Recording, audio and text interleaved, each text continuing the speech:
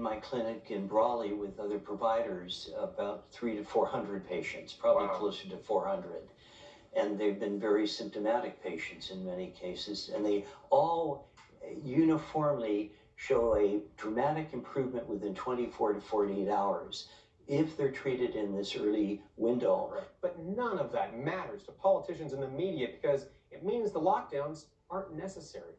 In May, the Lancet, one of the world's leading medical journals, published a study that claimed taking hydroxychloroquine significantly increased your chances of death. But there was a major problem. The prestigious study from Lancet was totally bogus. It was so full of errors that just a few weeks later, the study's own authors were forced to retract the entire thing and admit their testing methods were deeply flawed. There's no research study out there that says hydroxychloroquine is bad. The one study got pulled. It got retracted. It was false. They falsified data. And they still are running with that falsified data to say hydroxychloroquine is bad. It's not bad. We know it's not bad. But by the time they retracted the study, the damage to hydroxychloroquine's reputation was done. People were too frightened to even participate in trials, and local officials, from governors to city mayors, did everything they could to ban its use, which means all the lives that could have been saved by taking it are entirely on their heads. So when you use this cocktail of drugs, what kind of success rate do you see? I see about a 99.8% success rate or 100% success rate if it's used within the first 5 to 7 days. 100% success rate. In my experience, yes. During the coronavirus. Yeah, yes, absolutely. This should have been the model for what was done, could have been done and should have been done throughout our country. As a result of these undeniable successes, tens of thousands of doctors are coming out in support of the medication. Some 44,000 doctors and medical scientists worldwide have joined together and signed a new document calling for an immediate end to the pandemic lockdowns. The effort, known as the Great Barrington Declaration, is being spearheaded by doctors from Harvard, Stanford, and Oxford universities.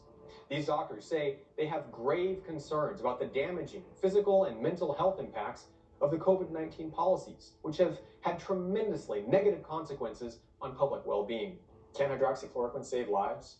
Hydroxychloroquine can save lives. Hydroxychloroquine has saved lives, especially here. There is absolutely no reason to not use a proven therapeutic. We know that it works. We've proven that it works.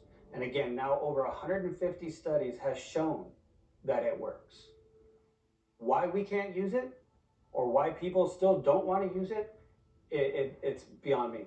It makes no sense.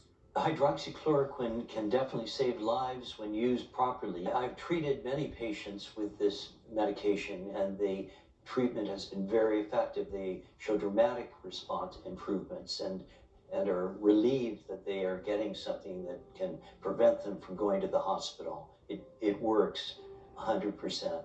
Dr. Tyson, along with all the other doctors who have recommended hydroxychloroquine, are backed up by some very powerful supporters.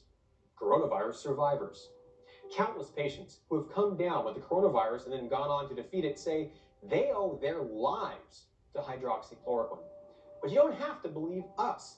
Just listen to them tell their own stories. I spoke with Eddie Galindo, a coronavirus survivor who wouldn't be alive today had he not taken hydroxychloroquine. At one point, I had to go to the hospital because I couldn't breathe at all. And I believe, the hydroxychloroquine is really what made a big difference. That's when you notice things turn around? Yeah, I started getting better progressively. And, here I am today. I'm off oxygen, feeling so much better. If I hadn't taken hydroxychloroquine, who knows what would have happened. I might have not been here today. Countless other survivors across the nation tell a similar story. If you've got the virus, if you're afraid of getting the virus, the only thing I want you to know is there is something out there that can save you. It must be issued in the correct dosage, but it can save your life. Ask for it. Make sure your doctors know you want to try the hydroxychloroquine because it saved my life. And I thank God that the President of the United United States mention that drug because it did save me. I mean, let's just put politics aside. Right now, let's just be human beings and put politics aside. And let me just say that the person who's in office right now, the President of the United States, I give credit where credit is due. The gasping for air stopped. My vitals were improving. Just overall, I had pretty much a 180-degree turn. It was incredible. In fact, I was in tears. And I really think that, the American people can have hope that we have something that can help people, that can save lives and put an end to that suffering.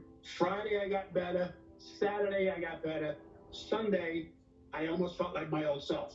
So that drug is really what saved my life, to be honest with you. But despite having effective, affordable, and widely available treatments, one of the biggest problems is that the government is recommending against any treatments until patients are already suffering from life-threatening symptoms.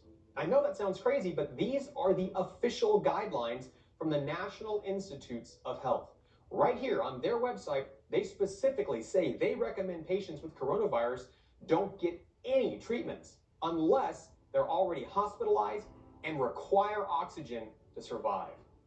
That means hospitals are forcing patients to wait for care until the last stages of the disease when their symptoms are so severe, their lives are in danger. So right now, they're basically recommending against treating people when it would be most effective. Yeah, exactly. And that's heartbreaking. And I think that we would have had a handle on this pandemic well before this time. It's continuing on, tragically. Can you imagine any other scenario where it would be acceptable for a doctor to recommend against medical treatment until a patient was dying? Why would I say, hey, you know what? You have pneumonia. We want you to stay home for 10 days, and we're not going to give you antibiotics until you need to be put in the hospital. Does that make any sense? No. Well, we can't take that approach with COVID. We know that if you treat it early, you can have a good success rate. We've shown that success rate. Almost 2,000 patients now we've treated, and not one mortality. Okay? That speaks for itself. So why the NIH is making those recommendations, that's one of the biggest malpractice statements in modern medicine history. While we're waiting for herd immunity, it's critical that we don't give in to herd mentality. It's time for America to reopen. Americans need to get back to work and get back to their lives today. Not tomorrow, not 6 months from now, today. I spoke with a number of business owners